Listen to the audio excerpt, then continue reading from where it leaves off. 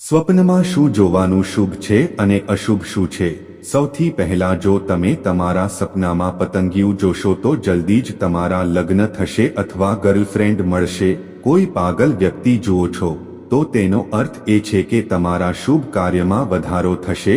બીજું, જો તમે તમારા સ્વપ્નમાં સળગતી લાશ જોશો તો આ શુભ સંકેત છે. જો તમે સપનામાં લગ્નની સરઘસમાં જતા જોશો તો તમને તેના માટે પણ સારા સમાચાર મળશે. અને જો તમે કબર ખોદતા જોશો તો પૈસા આવશે, ઘર પણ બનશે. નંબર 5, સ્વપ્નમાં યમરાજને જોવું એ રોગ દૂર થવાના સંકેત છે. અને જો તમે કાળી બિલાડી જુઓ તો તમને ચોક્કસ સારા સમાચાર મળવાના છે. જો તમે તમારા સપનામાં લોહી જુઓ તો સમજી લો કે તમને જલ્દી પૈસા મળવાના છે. અને જો તમે સપનામાં ગધેડો જોશો તો તમને તમારો પ્રેમ ચોક્કસ મળશે. નંબર 9, એટલે ઘરમાં આગ જોવાનો અર્થ છે કે તમને સરકાર તરફથી લાભ મળશે. અને જો તમે સ્વપ્નમાં તમારી જાતને ચોકલેટ ખાતા જોશો તો તમારા સારો સમય જલ્દી આવવાનો છે. અને જો તમે સપનામાં કોઈને ચુંબન કરતા જોશો તો તેનો અર્થ છે આર્થિક સમૃદ્ધિ આવશે.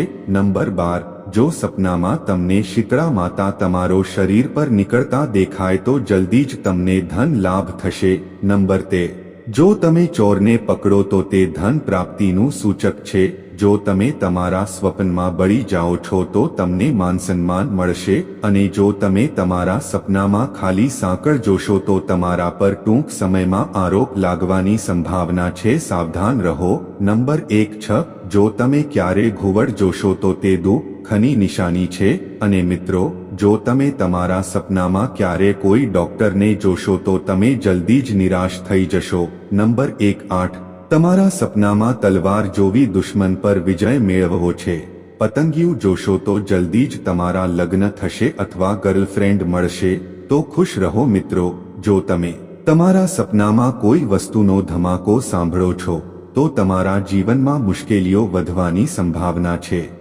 સાવચેત રહો. અને જો તમે તમારી જાતને નદીના નાળામાં પડતા જોશો તો તમારે જીવનમાં ઘણી પરેશાનીઓનો સામનો કરવો પડશે.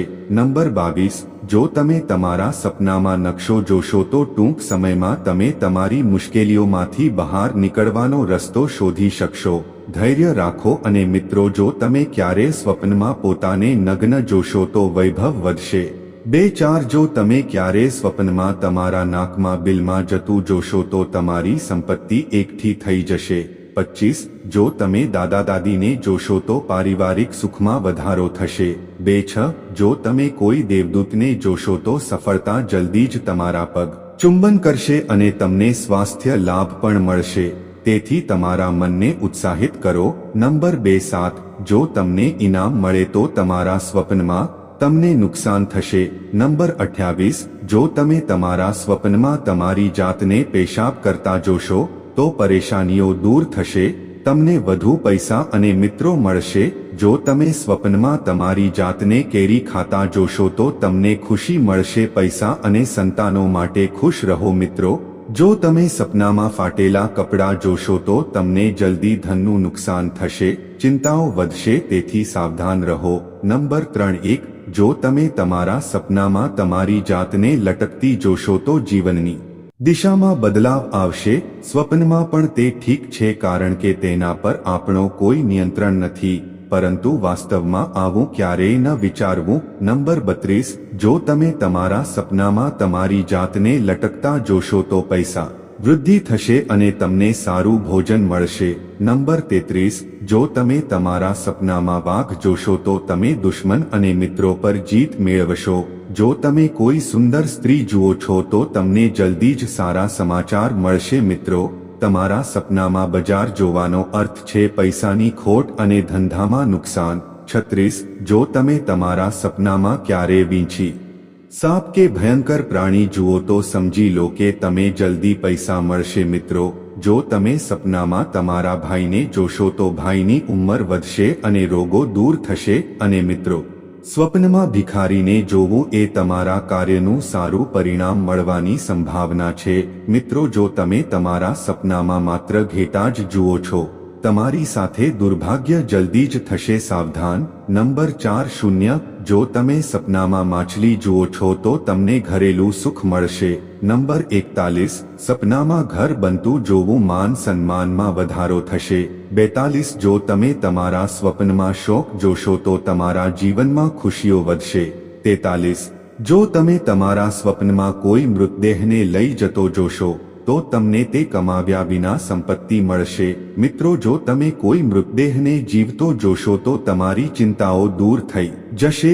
નંબર 4 5, સપનામાં કફન જોવું એ લાંબુ આયુષ્ય સૂચવે છે। 4 6, જો તમે ક્યારે સપનામાં દાનવ જોશો તો જલ્દી જ તમારા જીવનમાં મુશ્કેલીઓ આવશે, તેથી સ્માર્ટ બનો।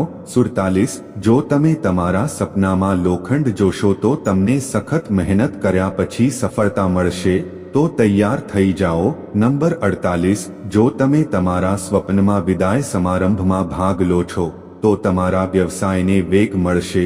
49, જો તમે પ્રદર્શન કરો છો તમારા સપનામાં કોઈને માટે શ્રાદ્ધ કરો તો તમારા અને મિત્રો માટે સારો સમય આવવાનો છે। જો તમને ક્યારે સપનામાં હીરા મળે તો સમજી લેજો કે તમારી સંપત્તિમાં વધારો થશે, પણ ખૂબ જ સંઘર્ષ પછી। મિત્રો, આવી જ વધુ માહિતી માટે વિડીયોને લાઇક, ચેનલને સબસ્ક્રાઇબ સાથે બેલ આઇકન પણ પ્રેસ કરજો। જય શ્રી કૃષ્ણ, રાધે રાધે।